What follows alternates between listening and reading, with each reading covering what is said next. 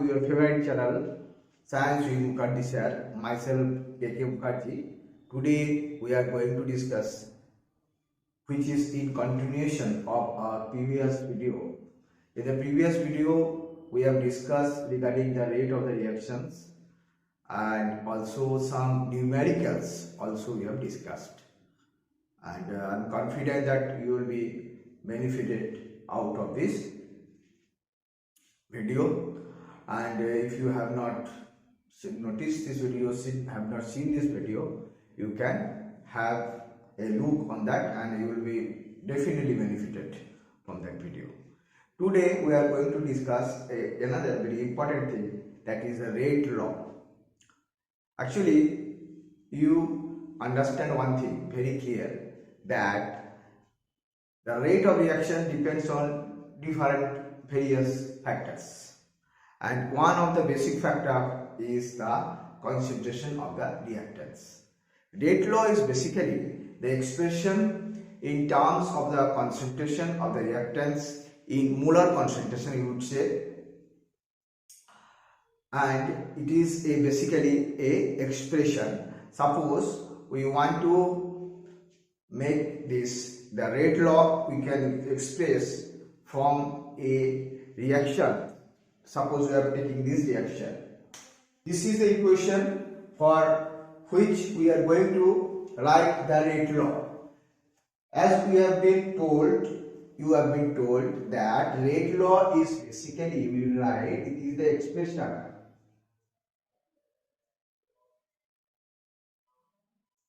rate law is the expression of rate of reaction in terms of the molar concentration of the reactants. So we can write this. Suppose this is the rate of the reaction. So this rate of the reaction will be directly proportional to the concentration of the reactant A and reactant B. You can observe one thing very clear, is x and y exponent, the power of the concentration, is not equal to the stoichiometric coefficient. So you can write this. We can write, while we are writing this rate of reaction, that stoichiometric coefficient. So stoichiometric coefficient may or may not equal to the power of the concentration. It may be or may not. That we can see from different reaction. And we will write this rate law. This is rate law where we are putting a constant. This is called rate constant.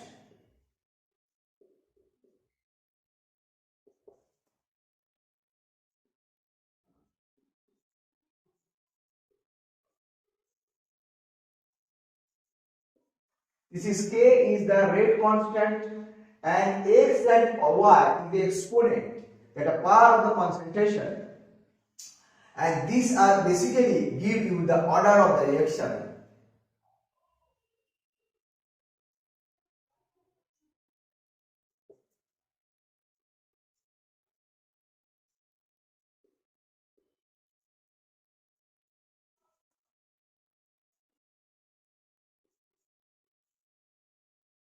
This is a very important thing to understand, that order of the reaction, you can see that is the sum of the power of the concentration. Now you can say order of the reaction with respect to the concentration of the A reactant is X, and for the in respect of the concentration of B reaction it is Y. Overall reaction, we can say this is the overall order of the reaction. Overall order of the reaction is X plus Y, whereas X is the order of the reaction with respect to the A and Y is the order of the reaction with respect to the concentration of reactant B. So we can understand that rate law is basically the expression. Rate law is basically expression. Sometimes it is also called the rate expression or rate equations. So rate law is expression of the rate of reaction in terms of the molar concentration of the reactants, and where you can see K is the rate constant, very important parameter of the rate law, very important parameter of the rate law, that is your rate constant. Okay, so order of the reaction is x plus y and rate law is this. Now this rate law also can be expressed with this way, that is dr by dt, and we know that we have to put on minus sign because reactant is goes on, the concentration of the reactant is goes on decreasing. So this is a differential rate law. So this is a rate law and this is the differential rate law, and this equation is very necessary that we will understand later on. For then this differential rate law will be very useful. So now we understand rate law and differential rate law. Now for this equation, for this reaction, be the order of this reaction. If we go by stoichiometry, then we will find this order of the reaction will be what? The 5, 12. The order of the reaction will be 12. But that is not possible. The order of the reaction we can write is, when you ever write the rate, that is K is the rate constant, and order of the reaction is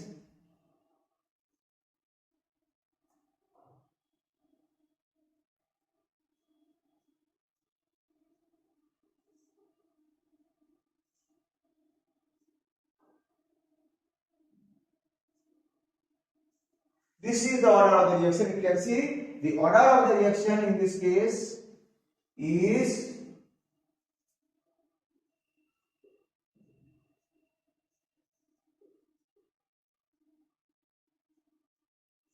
4.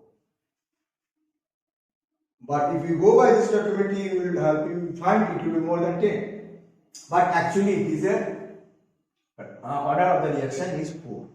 So order of the reaction cannot be go by the stoichiometry coefficient of the reaction. You have to go by with experimentally. Order of the reaction you have to calculate experimentally. Otherwise you will not able to get the right picture, because order of the reaction may be 0, it may be fraction also. That we will give some reaction for your understanding, that there are some reaction from the stoichiometry you will find that will be like this, but it is actually not like such. So this type of reaction we are going to write. Okay. So you can see from this different reaction you will able to understand that stoichiometry of the reaction have little significance with respect to the order of the reaction. You can see when the NH3 has been heated in the metal surface and it is decomposed, you will find the rate of the reaction do not depend on the concentration of the reactant, and that is why it is a zero order reaction. This is first order reaction, but the concentration, you can see the concentration do not depend on the rate of reaction, do not depend on the concentration of C2H4, and you can find this. This is the first order reaction. Second order reaction, you will find that it should be third order reaction, but the concentration, the rate of the reaction is depend on the concentration to the power 1 only. But as per stoichiometry, it should be 2, but it is only 1. So this is the second order reaction. For third order reaction, you will find that matches with the stoichiometry. Fractional, there are some reaction also. You will find that these reactions, CH3CHO, has been decomposed and it will give you methane and carbon monoxide, and the rate of the reaction you will find that is 1.5 of the concentration of the CH3CHO. That is fractional order. And if this you can observe for the chloroform will react with the chlorine gas and it will produce the CCl4, and you will find that this reaction, this chlorine is dependent, the concentration of chlorine have half, its concentration is half, whereas its stoichiometry is 1. So its rate of reaction, its order reaction is 1.5. So you can now understand that order of the reaction can never be from the stoichiometry, it will be, you have to calculate experimentally. Order of the reaction normally calculate experimentally. So I think that is clear to you now, that order of the reaction can be varies from 0 to fraction. It can vary 0 to fraction. It can have 1, 2, 3, but it does not any match with the stoichiometric coefficient. You do not have to think that this stoichiometry is like that, so that order of the reaction will be like that. It will not like such. Okay.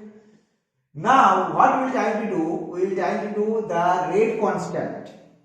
Suppose what happened? You have to calculate the rate of the reaction. And the rate of the reaction you can only calculate when you know the order of the reaction. But you have not been given intentionally, because you can collect the order of the reaction from the rate unit of the rate constant. So now we calculate the unit of the rate constant and how they are correlate with the order of the reaction, that we are going to understand now. Okay, this is very important.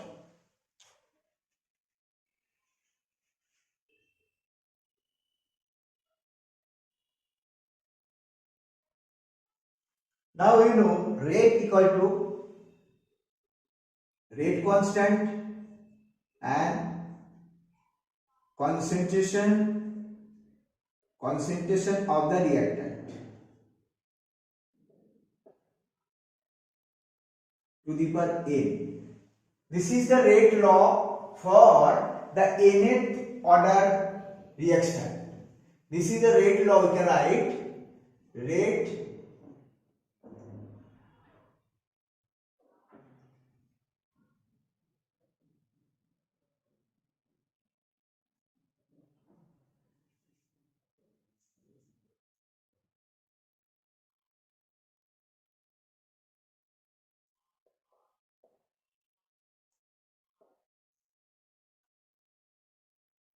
This is the rate law for the nth order reaction. So now we know unit of the rate. We know unit of rate is concentration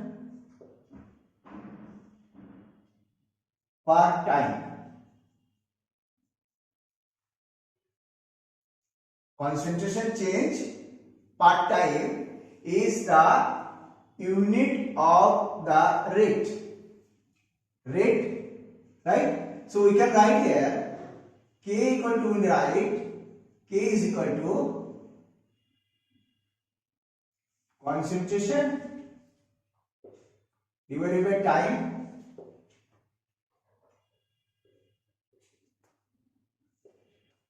one divided by concentration to the power n. So we can write the concentration, that is mole per liter, that is the molar concentration. So we can write this equation like this.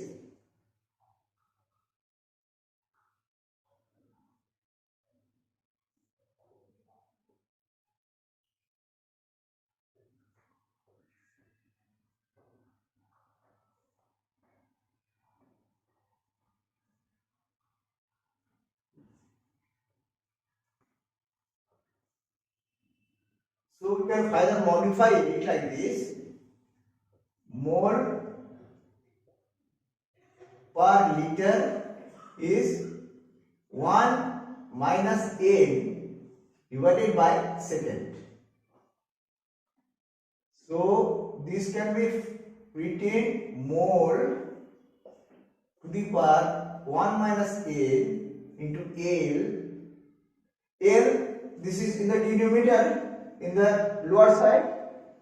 So we can write this N equal to N minus 1 divided by second. Okay. So we get the rate constant, unit of the rate constant in a general form, which is basically the rate constant of the unit of the reaction. The reaction which is having the order of n. Reaction which is having the order of n. So what we will do now? We just put the order is n. For 0 order that will be 0. For nth order that is will be 1. For 1 order that will be 1. 2 that is 2. In this way we will see what is the reaction units of the rate constant. So we can write this order, then value of n,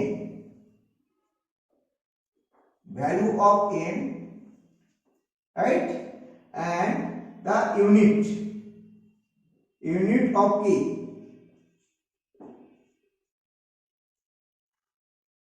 right. So here order is 0. The value of the n we will put there 0. The value of the n is 0. So when we put is mole 1 minus 0 into L 0 minus 1 divided by second. So what we get? We get mole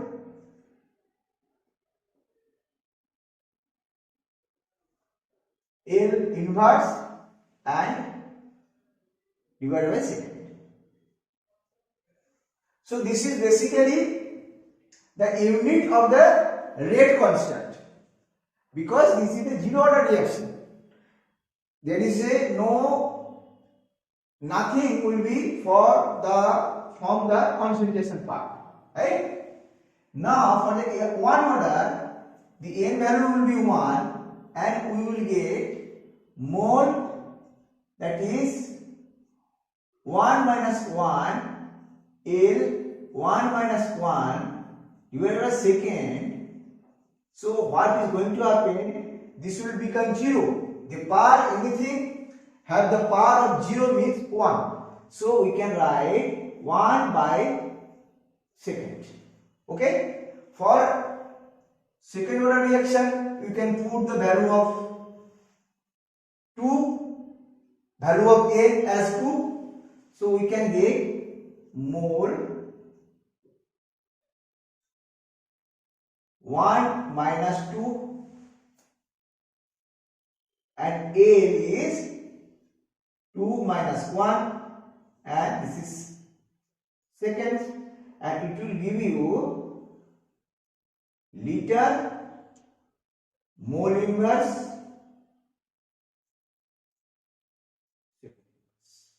So this way you can able to calculate the units of the rate constant, and from the unit of the rate constant you can able to say about the order of the reaction. Suppose you have been given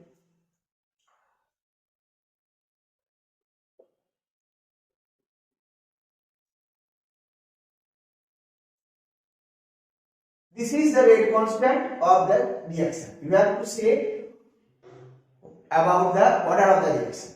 See, you know that when this rate constant, unit of the rate constant is 1 by second inverse, then it will be the first order reaction.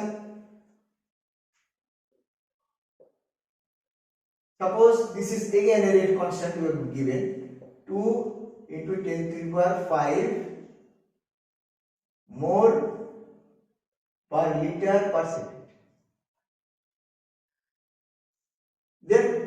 what about the rate of the order of the reaction? When the rate constant is this, then we will say this will have the zero order reaction.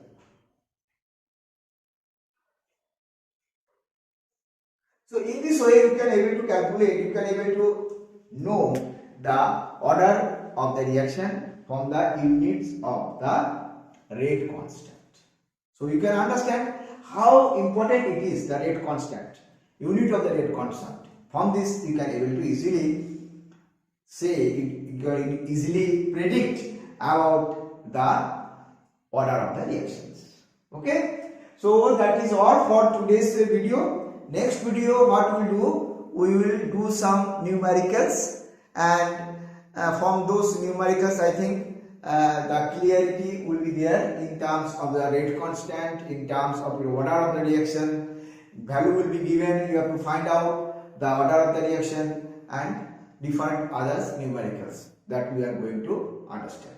Okay, in the next video. Till then, all the best and be best. Thank you.